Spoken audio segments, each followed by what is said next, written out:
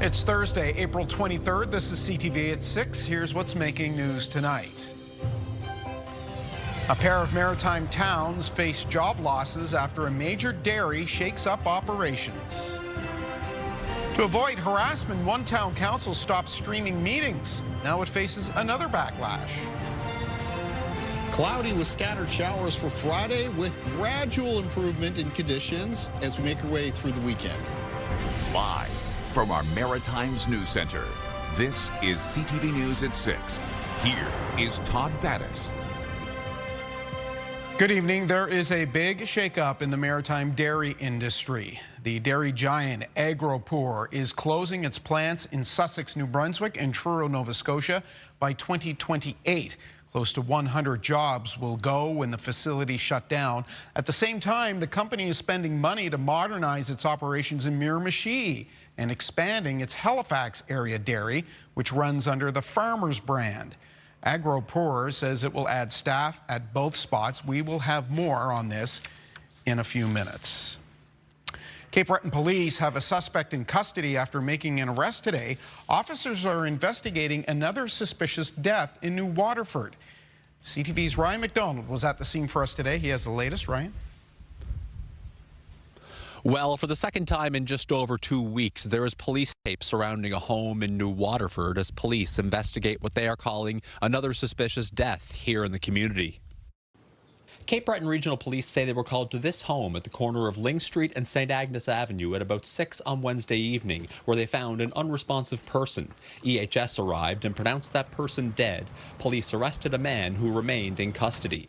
This afternoon, they laid a charge of second-degree murder against 32-year-old Zachary Paul Landry, who was scheduled to appear in Sydney Provincial Court today. Police say the accused and the victim, a 25-year-old woman, knew each other, adding they are treating this as an isolated incident with no further risk to public safety.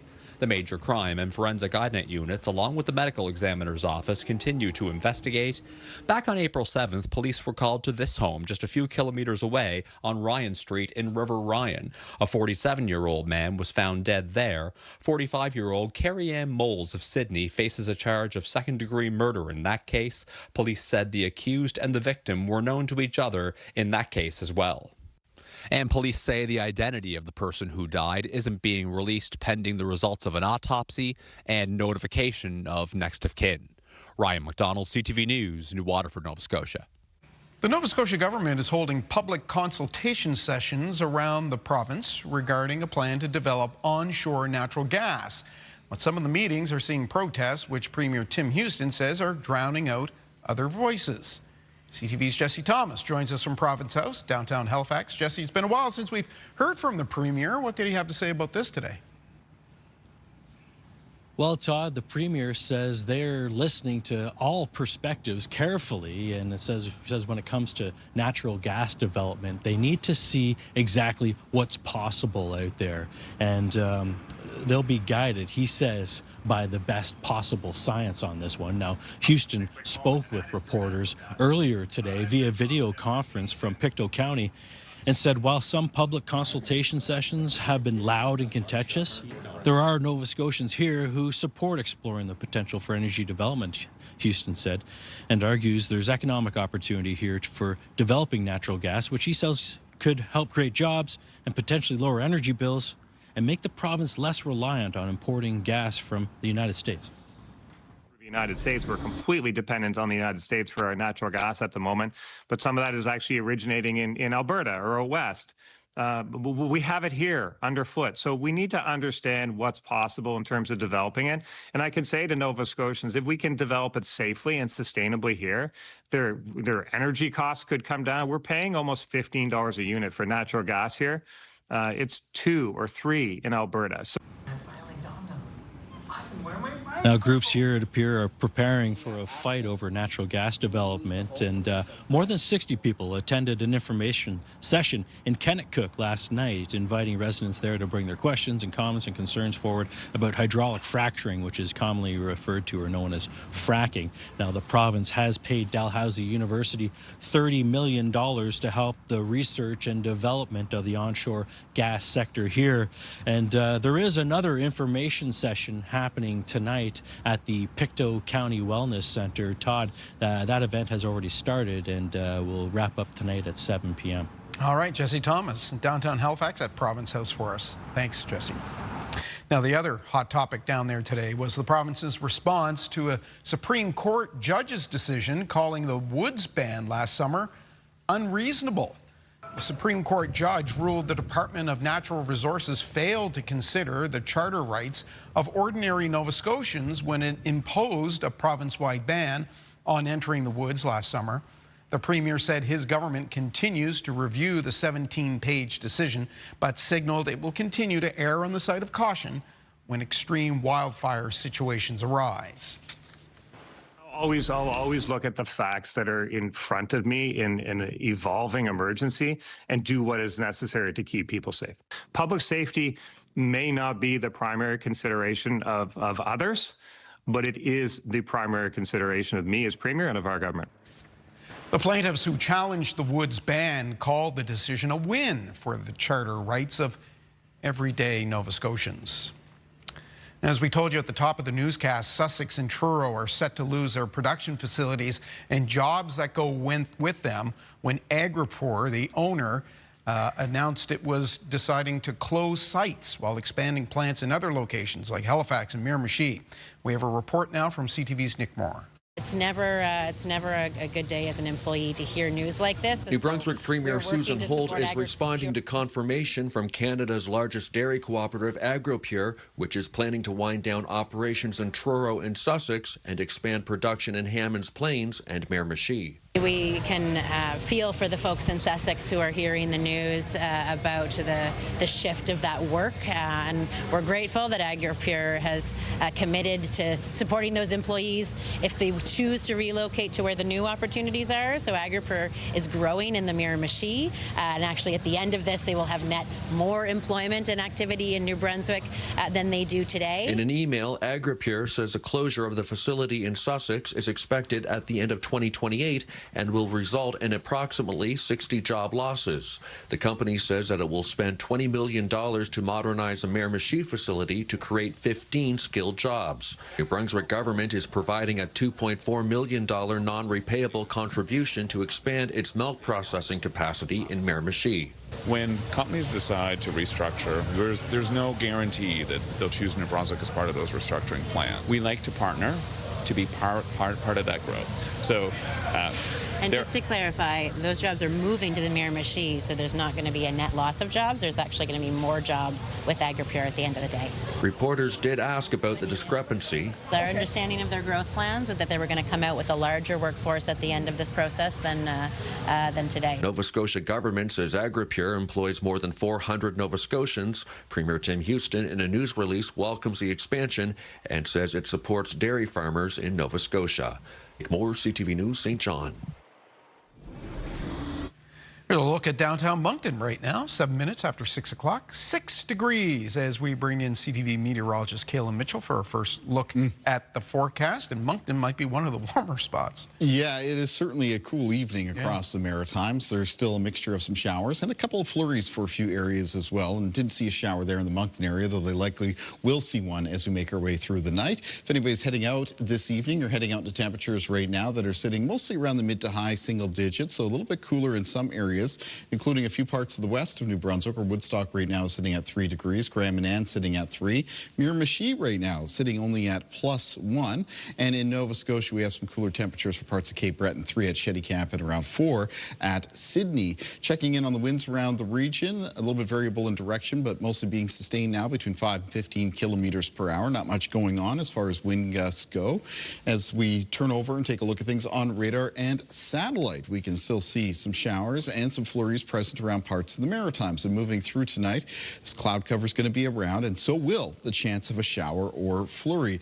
Now, the most widespread showers at the moment are in this band that's making its way down into central areas of New Brunswick. That's moving in towards the Fredericton area. That will continue to move towards the south, coming into parts of Prince Edward Island and the south of New Brunswick and potentially northern areas of Nova Scotia. As we make our way through tonight, we are still under the influence of a trough of low pressure, and it's going to keep some cloud cover lingering in our forecast for Friday. Temperatures still cool as well, but in the extended forecast, we do find a little bit of a warm-up. And now, Todd, normally during this segment, I'd be doing a little bit of a night sky report, but things are pretty cloudy out there tonight, so we're gonna skip over that. But at the end of the show for a viewer picture for tonight, we're gonna have a beautiful view of the night sky. Okay, we'll wait about 50 minutes for that. Thank you, Caleb. We'll see you a little later for the full forecast. We have an update now to a story we brought you about a Nova Scotia woman battling bureaucracy in the midst of her cancer fight. After several failed rounds of chemotherapy, 43-year-old Lisa McDonald has been waiting for government approval to pay for a drug that she was told is her best and only hope of having more time to live. Well, shortly after our report aired, the drug company reached out to the McDonald family. They have added Lisa to its compassionate patient support program. She's expected to receive her first dose of the drug on Monday. Get the Maritime's top stories, breaking news alerts, and watch live. Download the CTV News app. It's not the most viewed show online, but Town Council in Annapolis Royal is realizing turning off cameras at meetings may not be an option. Councillors claim it's done to avoid harassment. But as CTV's Callum Smith reports, critics argue it undermines accountability.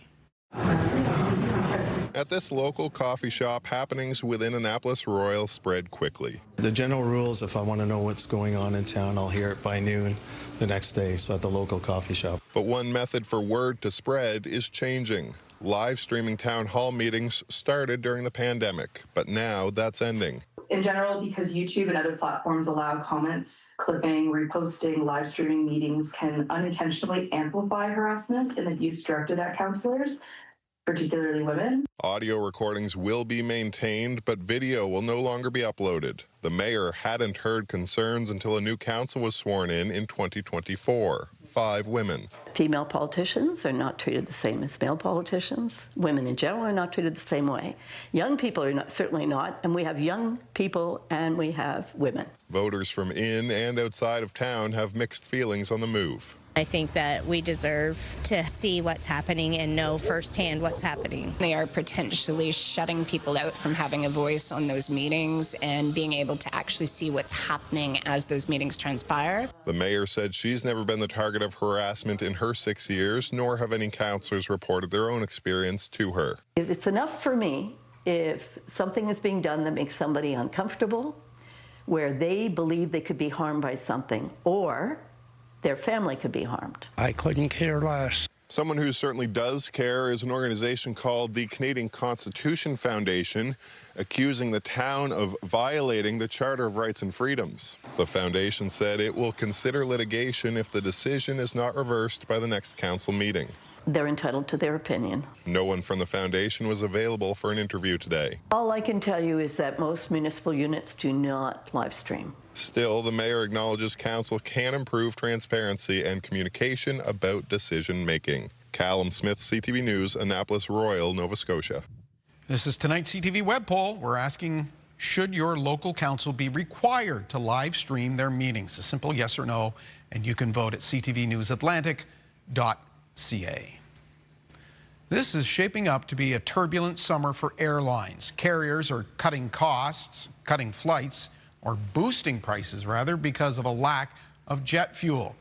It raises questions about all those direct European flights taking off from Halifax. Here's CTV's Hafsa Arif. These are the happy faces of travelers heading out of the country, rolling suitcases through lineups and getting ready for long-awaited trips. When we first booked them, the ticket prices were good. Like, it was in November we booked them. But if prices keep rising, vacations may soon mean putting the passport away altogether. Next year, if ticket prices are like this, it might be a trip in Canada somewhere or a long drive somewhere. Frequent flyers planning fall trips are noticing the price jump early, with ticket costs climbing well before takeoff. They're already charging a higher price for any place they're coming up next few months. But the issue goes beyond ticket pricing. The Persian Gulf supplies about 30% of the world jet fuel, and shortages there are making it harder and more expensive for airlines to secure. Travel to Europe is, of course, becoming a concern. And of course, if you are traveling to Asia, an even greater concern, since the availability of jet fuel is becoming much more scarce than even 2 weeks ago. For some passengers, the biggest concern isn't just the cost to go on a trip. I'm also worried about canceled flights because of lack of fuel. That's another one because we're going to Europe, we're going to go to Scotland, and we may get over there, and I would probably be fine, but we have to come back too.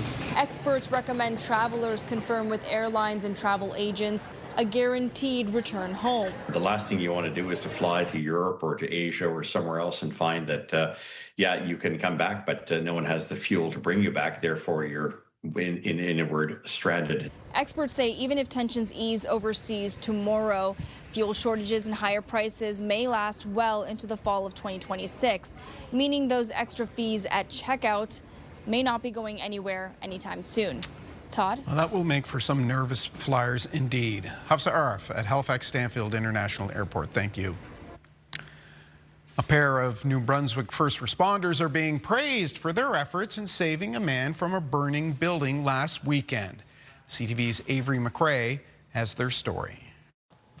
Little remains of this southern New Brunswick home, but for owner Stephen Como, he is just thankful to be here to see it. I owe these guys my life. It was early Saturday morning when Ambulance New Brunswick paramedics Denny Cogswell and David Kraft were first on the scene of the house fire.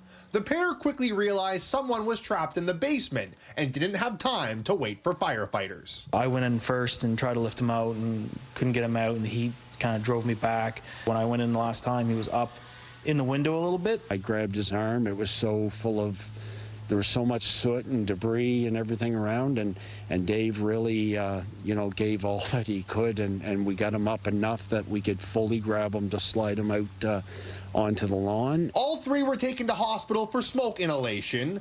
Como was released from hospital today with burns and cuts he sustained while being pulled through the window, while Kraft sustained a minor burn and is already back to work. We have amazing people every single day that are doing wonderful things. These two particular gentlemen went well above and beyond our expectations. But for both Kraft and Cogswell, they say they were just doing their job. I'm proud of all paramedics. They save lives every day. We just don't hear about them every day. It's just happened to be out of our wheelhouse and into a fire wheelhouse. For Stephen's daughter Alexis, their actions make them true heroes for her. I am just so incredibly thankful.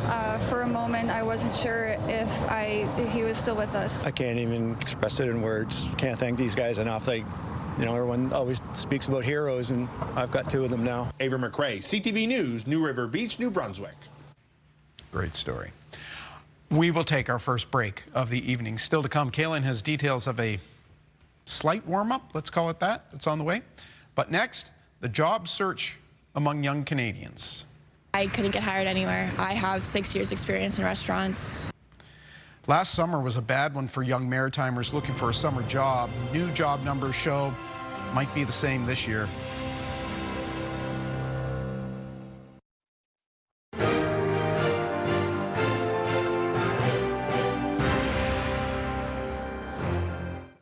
As the school year wraps up, college and university students are home looking for summer work and trying to avoid the frustration of last year.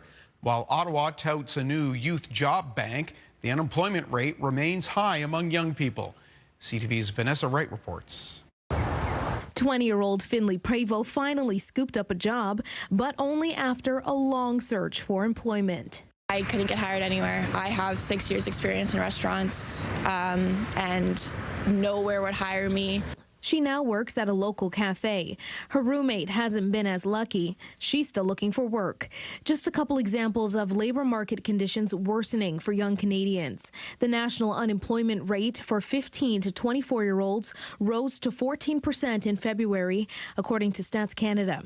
That's up from 13.3% at the end of 2025.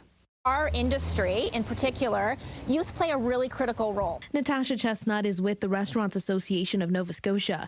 She says the food sector is still a viable source of employment for young people. For a lot of youth, this is their first-time job in our industry, and we employ 16% of the province's youth between the ages of 15 to 24. And even if you look at our workforce for our industry, over 40% is youth between the ages of 15 to 24. She says restaurants mostly see labor shortages for line cooks and chefs, positions that require more experience. But come summertime, finding work shouldn't be as hard. We're coming onto tourism season. This is the busiest time of year. Businesses are trying to ramp up on their staffing. Again, youth would play a critical role in that because of the flexibility. They're off during the summer. So we do anticipate we'll see a bit of a boost. The country shed almost 110,000 jobs in the first 2 months of 2026. It's stressful, especially whenever rent is also so expensive, and I work full time and I can barely make rent, and so if I want a second job, I just can't. I just have to make do with what I have. A hope there won't be more job seekers than jobs available for much longer. Vanessa Wright, CTV News, Halifax. After 6:30, another look at the job front. We'll talk about a loss of entrepreneurs in Canada, and there's more reporting at ctvnewsatlantic.ca. Okay, up next, cloudy with a few showers, yes, and some flurries in the region tonight. It never ends, does it? Cloudy and cool. Kaylin has details.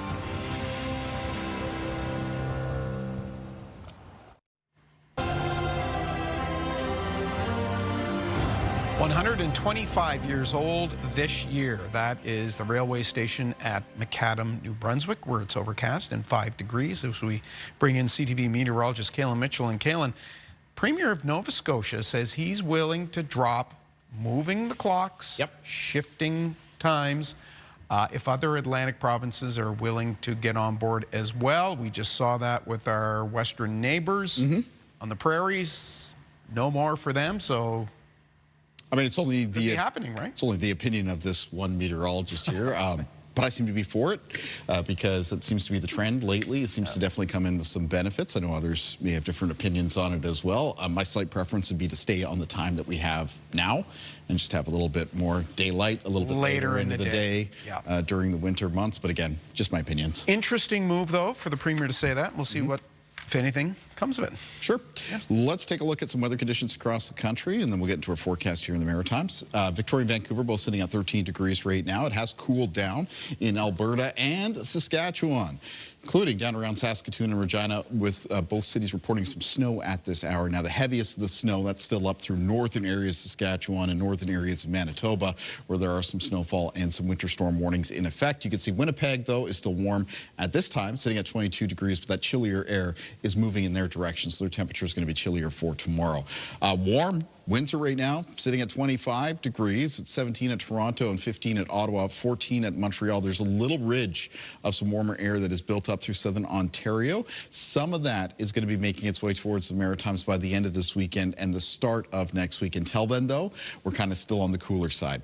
8 degrees at Fredericton right now, 4 at Halifax, and 5 at Charlottetown, -1 at St. John's. And today, a snowfall warning was issued for parts of the Avalon Peninsula in Newfoundland. The low moving south of us may bring up to 10 to 20 centimeters of snow for that part of Newfoundland, though it could still mix with some rain as well. It is expected to be a very wet sort of springtime snow there. Taking a look at our timeline for cloud cover and precipitation as we make our way through the rest of this evening and tonight. There are some scattered showers, maybe mixed in with a few flurries around the Maritimes.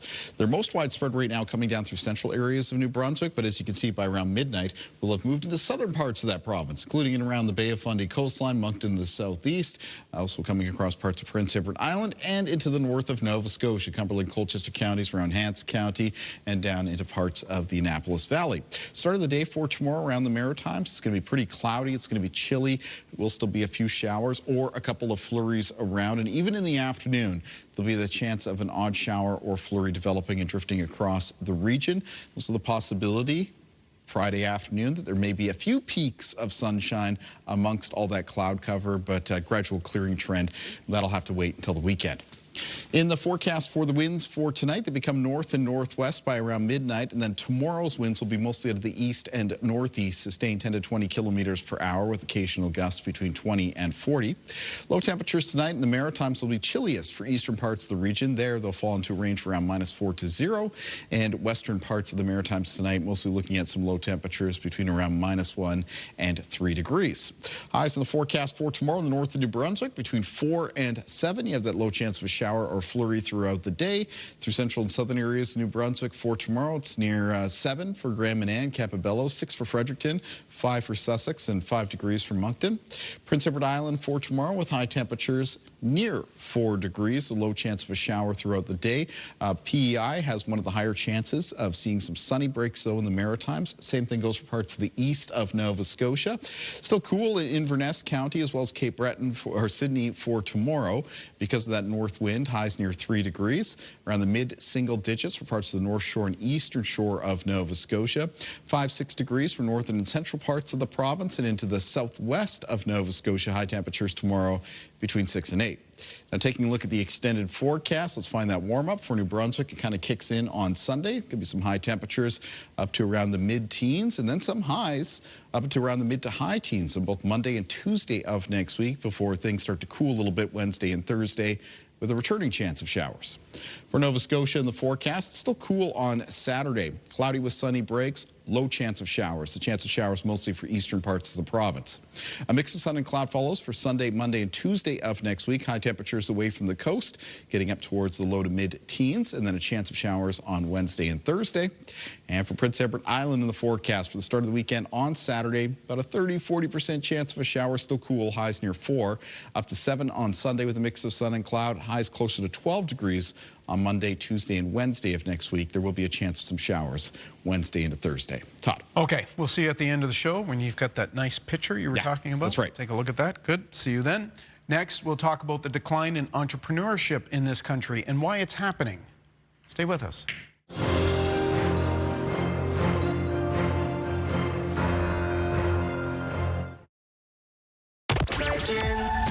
Okay, so Virgin Radio's 5K a day is back tomorrow. Chance to win $5,000. Good luck. Those keywords start with us after 7 a.m. And we have 2 pairs of tickets to the Great Outdoors Comedy Festival. Good luck.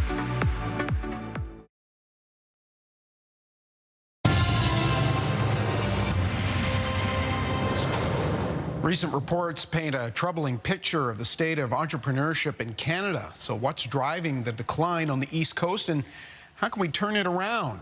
Rhonda Tulk-Lane is president and CEO of the Atlantic Chamber of Commerce, and she's in Holyrood, Newfoundland. Nice to see you. Hi, Todd. Nice to be here. Nice to see you, too. One of these reports was from the think tank MEI. It published a study indicating the number of, well, entrepreneur-led businesses, if you want to call it that, have dropped 18%. It's about 150,000 fewer businesses in the past couple of decades. Those numbers surprise you? A little, and again, it was like, more depressing news, right? But then when I looked a little bit, and I won't say I was happy, but I looked and it showed it was a span over almost 20 years. So that, gave me, okay. So then I started thinking, well, what could be the causes? And what are some of the solutions? Because in the chamber world that I live in, and for your audience, I serve 94 chambers across Atlantic Canada. I'm hearing good news stories, but we really do need to look at the reality of this report and what's causing this and what can we do to reverse it. Okay, so I know you do a lot of talking with the other chambers and the members. What are you hearing? So as I said, when I got this first, it was a little depressing, and I thought I was going to reach out to the membership because I know there's a different story. And of course, this was, I think, a Canadian study. For us, we're really focused and zoned in on Atlantic Canada. And Todd, the stories I got back from my members today were inspiring. But what I think what we want to focus on, the negativity and people with the lack of entrepreneurs entering the ecosystem, it really has to do with nothing new. We've been advocating to government on red tape. And I hate using that word because really it's barriers that get in the way. And at some point, I think entrepreneurs just, get super frustrated with the red tape. So that's one of the things we've got to continue to advocate on to help entrepreneurs make their way through. What's at risk if we keep losing them? Or if we don't add them, perhaps is a better way of looking at it. Yeah, nice glass half empty or half full. So we need to figure out how we're going to keep them.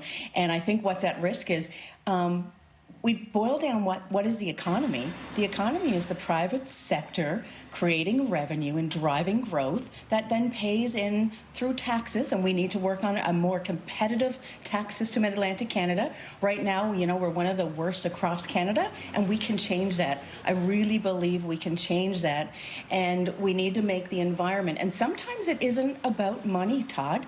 When we talk about red tape and removing barriers, for an entrepreneur or a new startup, time is money. So the faster they can get that application approved, the faster fire and safety can show up to approve the regulations, or that local municipal or county inspector. These are things that will help entrepreneurs get to market faster and be able to sell and grow and pay in to help us with the public services. So there's a lot at risk. We need the private sector. We need to help entrepreneurs in Atlantic Canada, you know, grow and thrive and hire more people.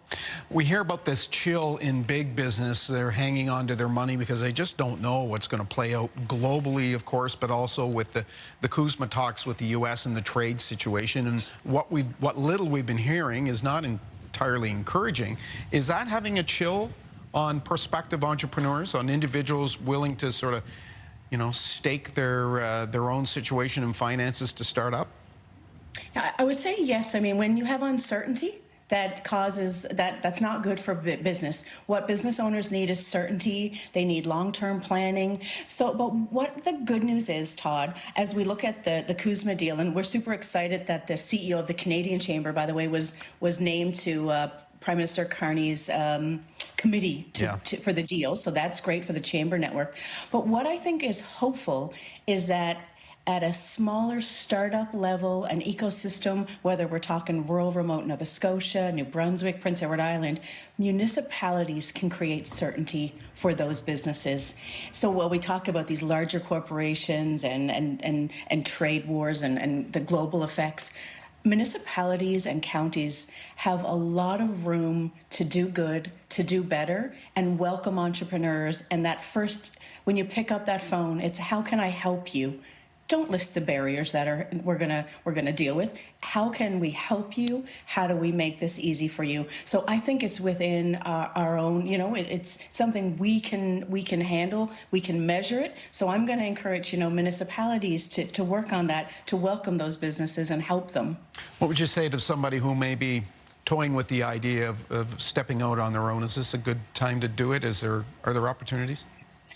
Yeah, you know what, entrepreneurs, it's something in their blood. You talk to any entrepreneur, they've made it because they are so resilient. It's not an easy field to go into. So I think, yeah, step out. There's a whole ecosystem waiting to help you, like the Chamber movement, 94 of them. And today I've got so many stories back on how they're helping local businesses. We're also seeing when newcomers that move to Atlantic Canada, they're very ripe to start new businesses too. So our ecosystem is flourishing. We've just got to deal with the red tape, try to get a more competitive business environment, and work with our governments to be focused on cutting the right things, not the wrong things that help business grow. All right, Rhonda Tulklane, the Atlantic Chamber of Commerce. Thanks for your view on this. We appreciate it, and we'll be talking again, no doubt. Okay, thank you, Todd. We'll take a break. We'll be back with much more.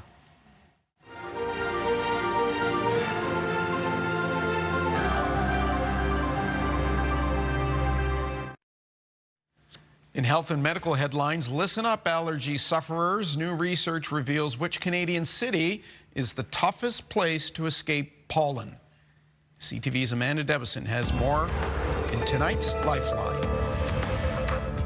We begin with Canada's worst city for allergy sufferers. For the first time, Ottawa's Aerobiology Research Lab released a report ranking Canadian cities based on length of allergy season and the number of days with very high pollen concentrations.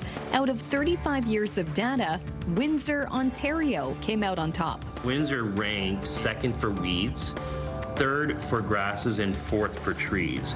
So when we combined all of those different data points, it put Windsor at the top as the worst place to live in Canada for pollen allergies. Hamilton, Barrie, Victoria, Kingston also made the top 5 list, though there is some good news for Atlantic Canadians. The top 5 Canadian cities with the lowest seasonal pollen burden are St. John's, followed by St. John, Regina, Moncton, and Halifax. South of the border, U.S. health officials stopped the publication of a study on whether the COVID-19 vaccine was keeping adults from becoming sick enough to have to go to the hospital. A U.S. Department of Health spokesperson confirmed the decision to halt publication, citing a dispute about the study's methodology. The research paper was to appear in the Morbidity and Mortality Weekly Report, the CDC's flagship publication. One way scientists have studied COVID-19 vaccine effectiveness is by focusing on sick people who were admitted to hospitals or visited emergency rooms. The researchers check whether patients were vaccinated and then calculate the odds of a positive COVID-19 test among vaccinated patients versus those who were unvaccinated. Papers using that methodology have been published in a number of esteemed journals.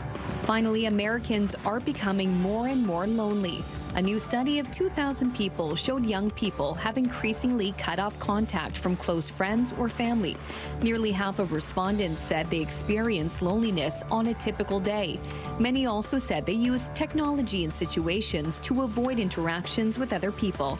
The study was completed by Talker Research. With Health and Medical News, I'm Amanda Debison for The Lifeline.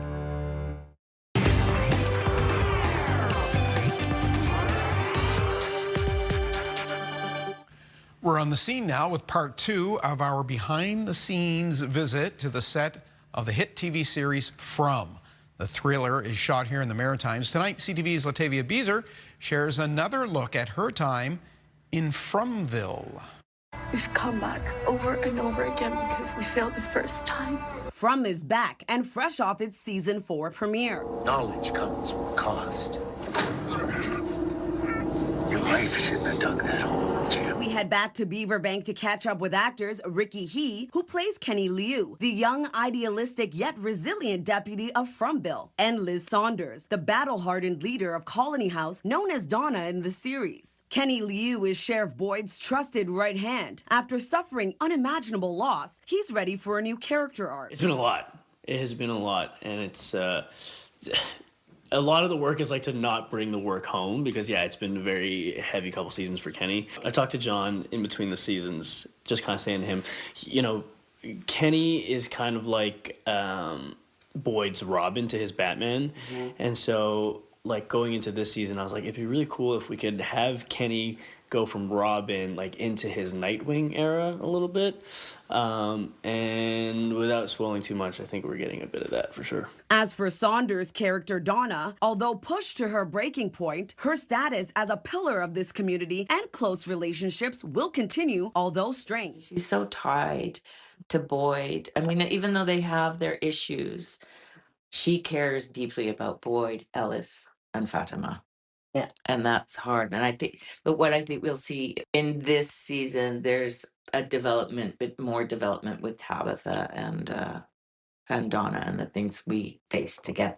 As we approach the beginning of the end, the cast of From gears up for their return to the streets of Fromville for the 5th and final season. You guys got a chance to take a look at the set today, and it really is, it's really easy when you're surrounded by really, really talented cast members, and then also just a really immersive set. Like, everything here looks so good, you kind of just fall into the space a bit. Saunders agrees and finds a special connection in writer John Griffin's story and the magic of the Maritimes. It's a really unique experience. Like, I feel very, and I'm not just sort of blowing smoke here, it's rare you get to be in a series. Everybody is so congenial. Everyone is behind the story. And that's the other thing that I'll say that I love about here. And I think it affects the crews here.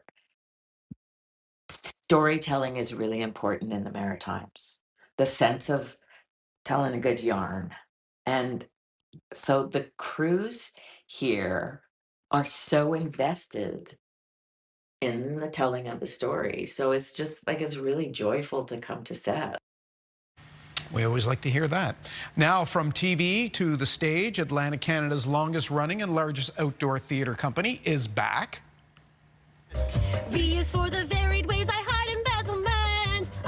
Shakespeare by the Sea has unveiled its lineup for its 33rd season in Halifax's Point Pleasant Park. This summer sees the debut of a brand new family musical. Get this, Beauty and the Beast, the fairy tale game show musical. The company will also stage Shakespeare's epic Julius Caesar and a special one-night-only unrehearsed Hamlet. That's at the end of August, on the 30th. The new season of Shakespeare by the Sea launches July 4th. Spotify is marking its 20th anniversary by revealing what music its users have streamed the most in the past 2 decades.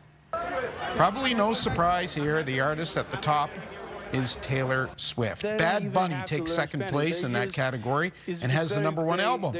Canadian artist The Weeknd's Blinding Lights is the most streamed song. In a non-music category, good morning, afternoon, everyone. Joe Rogan. That is not Joe Rogan. But Joe Rogan's Experience is the top podcast in the 20 years of Spotify. All right, we'll take a break. We'll be back after this.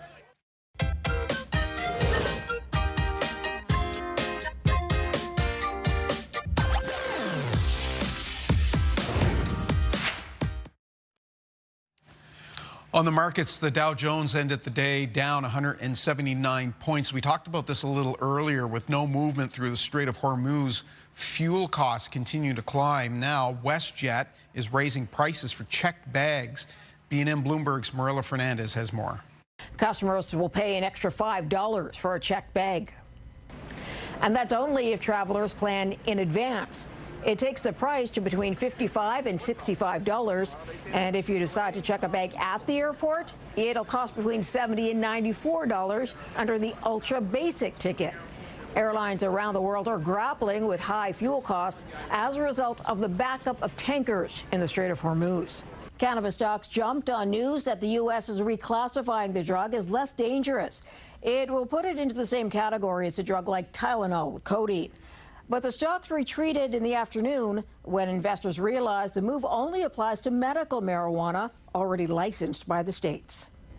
Lululemon stock has been dropping since the company announced a new CEO.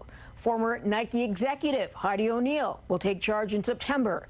She has a steep climb ahead of her.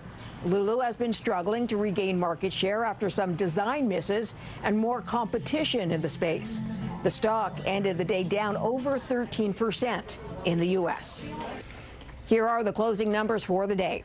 The Canadian dollar is down to 73.02. West Texas Intermediate is up over $3 to 96.55. Western Canadian Select is up over $2 to 73.05.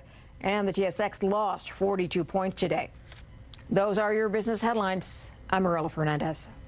Kaylin, we promised a beautiful night sky. We can't deliver because of the cloud, but you've got this photo. That's right. So let's go straight to that photo. It's cool and cloudy out here now, but when this picture was taken, it was a cloudless, moonless sky very early in the morning. And this is looking out at the Milky Way galaxy, our own Milky Way galaxy. Of course, this is from Bob Pettipaw. It was taken at Grand Desert, Nova Scotia. And Bob let me know that at this time of the year, he finds the best view of the Milky Way galaxy between around 2 and 5 a.m.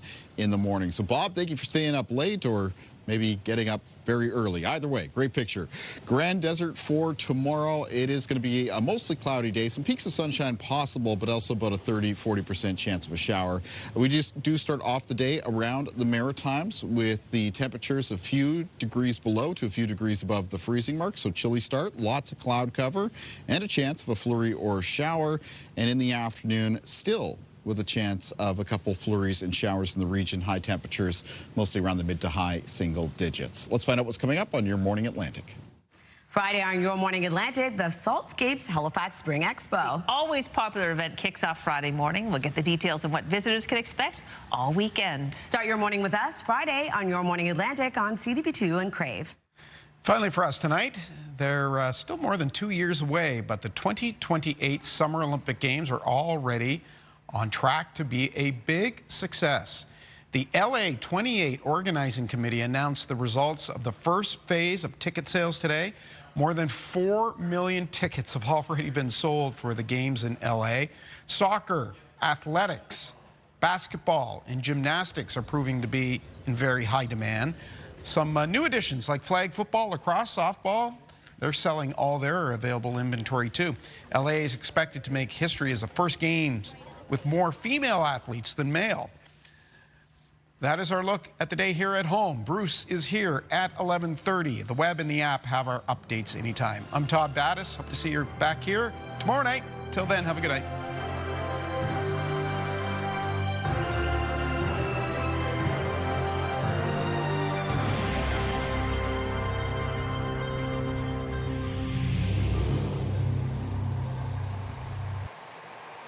CTV News, the Maritime's #1 newscast. Watch live on Crave.